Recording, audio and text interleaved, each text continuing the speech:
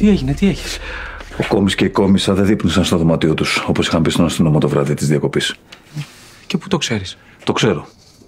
Από την Τασία. Κάναμε μια δουλειά τέλος πάντων και το έφερε κουβέντα. Δεν έχει σημασία. Έπειτα ρώτησα και τον κύριο Λεωνίδα. Τι τον ρώτησες δηλαδή? Πρόσεχε, Πέτρο. Ο κύριος Λεωνίδας δεν είναι Τασία. Νικόλα, στον όροφο δεν σέρβιρε κανένας φαγητό εκείνο το βράδυ. Το άλοθη που έδωσαν είναι ψεύτικο. Ωραία, και τι θα κάνεις τώρα?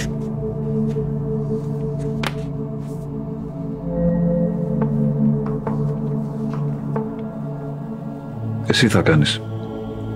Πρέπει να πας να το πεις στον αστυνόμο. Όχι, ξέχνα το. Αυτό αποκλείεται. Νικόλα, εγώ δεν μπορώ να πάω. Δεύτερο σπίτι μου έχει γίνει το αστυνομικό τμήμα. Ευχαριστώ. Το ήξερα. Ναι. Τον αστυνομικό πρέπει να έχω κάνει κουμπαρό, όχι εσένα.